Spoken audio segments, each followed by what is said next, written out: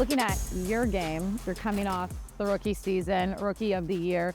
Where did you want to improve and how did you want to take your game to the next level to build off that rookie season? For me, just wanting to improve everywhere. I think I had a good year last year, but there's a lot of things I could have done better and that I, went back and watched and studied and, just brought with me, to this year. And so wanted to improve on all those things and then, just have more success as a team. I think last year we took a step forward with winning more games and competing more. But I think this year, we can take another step and hopefully get into the playoffs and, just do things that not only me, but, the rest of the guys on this team have been wanting to do their whole careers. So it's exciting. You've had a jam-packed first year. You've done a lot. But, I feel like it's always measured in moments. That's how you can remember it the most, are those moments. So what's a moment that has really stuck out to you or stayed with you throughout this past year? That point in the season last year where I think really when Markel came back, a couple other guys came back, J.I., and we started to really win a lot of games and started to really compete. I think that was like midway through December almost. And that was just a really fun part of the season. We were winning, every other game, running off games in a row. And you just could feel the energy and just feel kind of the shift in mentality and, seeing as a team that, we can really compete and, be a great team in this league. So it just gave us a huge boost, heading into the next year. And obviously, all the stuff that happened in the summer was great for everybody, not just myself. So it's a huge, just improvement and a huge boost heading into this year. And you having fun with these guys? Is it a blast to play with them? Every day is fun. Every day is something new, on and off the court. Practice is always fun and super competitive. And then, off the court, it's a bunch of great personalities. We crack jokes. We have fun, so it's a great room to be around. I was hearing you mic'd up when you did your mic up, and it was funny to hear just like how you guys, just the banter and the conversations, and you guys really do feel like it's a brotherhood in a sense for you guys. Do you get those vibes that everyone is really just gelling together and they're having fun together as this team? Yeah, I mean, that was the vibe when I first got here, right away. Like, that's just what I noticed. Obviously in the NBA, a lot of the advice I got was just, it's kind of every man for himself, it's a business, all that, coming from college. But honestly, coming here, it felt kind of that same vibe, everyone being together, guys spending time with each other, on and off the court. And so I was just blessed to be able to be in this situation and, all the guys, we all contribute to it with our kind of selfless mindsets and, nobody's bigger than the team. That's like such a good mindset to have. But, I also want to ask, who is Paolo outside of the court? So you've been here for some time now. What are the fun things you like to do around Orlando? Do you have a fun restaurant you like? Who is Paolo outside of this area? Me, I like to chill a lot. You probably won't see me a lot in Orlando. Obviously I think it'll change as I, get more years under my belt here and get more and more comfortable. But for the most part, I can stay in the house. Relax, around my close friends and, teammates when I can see them. But no, I'm cool, man. I just like to, chill, watch sports, go to the gym when I can. I've been in Disney once, so that's something I did. Yeah, I still got to go to Universal, so I'm going to definitely do that this year. But just trying to do little things. But I definitely need somebody who I think knows more about Orlando to kind of walk me through some of the cooler things like restaurants and stuff, because I feel like I don't get to do that enough. But I think it'll get better though for me. So with basketball, of course, comes the fame, the endorsements. You get to work with Jumpman, you get to work with Oakley. How have you been able to still manage that fame and the endorsements, but keep level-headed and still focus on playing basketball? Well, I think, more of it, I wouldn't even give most of the credit to myself. I'd give it to, my circle, my team, who I have around me, just them allowing me to kind of keep my mind on basketball, keep my mind on, what I need to do to be the best player I can be. I have a great team that helps me with all that stuff and kind of distributes it around evenly to where I'm not, doing too much at once or, doing, too much over a period of time. Let me relax and, kind of keep my peace. So it's good. It's a great, teamwork. It definitely takes teamwork, but, and it's definitely a lot of learning too, just learning you have other obligations and endorsements are great opportunities, but you got to be able to, show up and with a smile on your face and be able to work just as you do with your team, with the brand, and with the business. So it's been a lot of learning, but I enjoy it. Is it fun? Do you enjoy these endorsements, everything? It's super fun. Like just people, people going, in the mall, they'll go to the mall, it'd be anywhere, and they'll send me a picture of my face in the Oakley store or something like that. And it's always crazy to me, but it's a blessing and it is a lot of fun.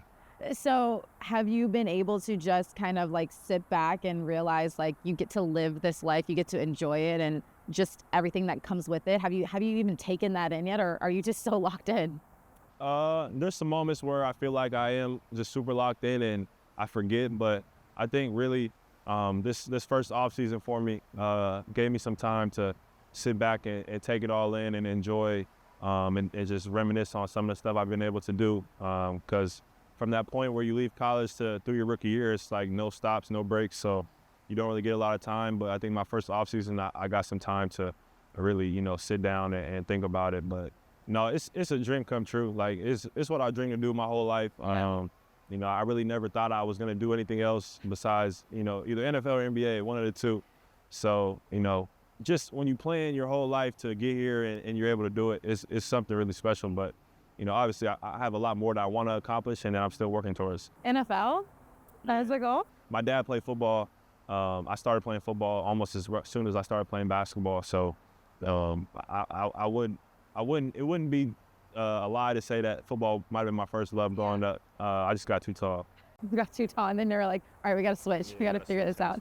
Now, growing up, did you ever get that Slam magazine stuff? Like, did you ever look at, so how did it feel to know that you got to be on the cover and be a part of that? I mean, that had to be such a surreal moment for you. Yeah, that was awesome. My first time being in college actually was the first time I got put on Slam, and then obviously one more after my rookie season. And that's crazy, just growing up with my friends and, family, mother, who all love basketball. We call Slam that's like the basketball Bible. Right. That's what we call it. So just to be able to be on the cover of that, have those covers be able to live on forever and get to show, friends, family, maybe kids one day, it's just awesome. And, I kind of have them stored away somewhere safe to where, if I ever want to pull them out and show them, I can. That's cool. That is so awesome. Not only did you get to grace Slam, but you got to be invited to the Louis Vuitton men's springwear. And I thought that was cool because I felt like you were kind of being able to show your fashion side and mix that in.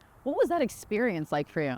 That was a eye-opening experience. I had never really been around that industry or been around that just world of fashion. And I learned a lot, being at a fashion show. I always thought fashion shows were I don't know why, I always thought they were this 2-hour event. Yeah. And they're really 15, 20 minutes. And it's just the walk, you see the stuff, the clothes and the collection, and it's over. So just being there and getting to travel and meet new people, designers, other celebrities and stuff like that, it was just eye-opening and a blessing. Like I said, I have a great team that kind of put me in position to be there. And obviously I like, clothes and fashion. So to get to experience that was awesome. Is that kind of like the vibe you're thinking you want to grow into, is being able to express your fashion, being able to go to these events and still being able to combine it? Because you see LeBron do it, you see other big names do it, and be able to merge those. Are you kind of thinking that that's kind of maybe a role, an area you would like to be a part of or be in that world a little bit? Yeah, I think so. I wouldn't say I'm maybe not too heavily invested, but I've always liked to put on nice clothes, mix and match, try different stuff out. And I think, fashion is a great way to express yourself through your clothes and through what you wear. And I think, sports and fashion have become just huge partners lately. And I think, the NBA has the tunnel walks and, league fits, and that's a whole entity in its own. It's a whole other business. So when you're able to combine those two and use both to your advantage, obviously basketball is the main focus, but, who knows, you might put on an outfit, or there's been a couple guys who you go viral just off of what you wore before the game or after or on the sideline. So it's definitely something that you want to tap into and just play around with. I read that your first preseason game, you were so nervous. Do you still get nervous playing? Do you still have those jitters? Not the same as that first preseason game, because that was real nerves. I didn't know how I was going to play, what I was going to do, what was going to happen. But I definitely still get that same kind of anxious, butterflies in my stomach type feeling every game, no matter if it's home or on the road, in Orlando, in another country. Whenever I get a chance to play basketball, in a big arena in front of a lot of fans, I always, feel some type of way. And It's just a feeling that, you know, it's not uncomfortable, but it's like unsettling to where it makes you want to just go out there and perform every night. You know, I never go into a game like, you know, not excited or bored, or, you know, it's always kind of unsettling, like not knowing how the game's going to go. You're always confident, but you never know what's going to happen. So that's the feeling that kind of just drives me every game. You know, I hear they say like if you stop getting nervous, then you're not looking to like continue to get better. You're stagnant. No, I'm definitely like a big butterflies guy. Like, you know, no matter how cool I play it, like when that national anthem was going and we lined up, like I always get some butterflies. That's awesome. And then to know that now you're in a position, well, you were already, but like you're in a bigger position where kids are looking up to you. They see you, they want to be like you, they want to play like you, they want to have hairstyles like you. What does it feel like now to kind of be that guy that kids look up to? And who was the guy that you looked up to? It's crazy. Just being the age I am now, you know, I remember, it doesn't even seem like long ago, being a kid, just, you know, being on social media or watching basketball games and, you know, aspiring to be like, you know, the players that I play against today. And so it's crazy when the roles are reversed and I'm the one who kids are looking at now. And, you know, I went to Jason Tatum at a camp, and I went to his camp, and I hadn't really been around high school kids. Like these next classes coming up, I just haven't spent time around them. So going to the camp and seeing like how much these kids look up to me, and, you know, they want to be around me, they want to hear what I got to say, they want to ask me for advice, like it just hit me super hard, because like that was me like 4 or 5 years ago. So it's awesome though. Like it's where I want to be, and, you know, I have to pay it forward to them because, you know, a lot of guys paid it forward to me, so I kind of feel that obligation.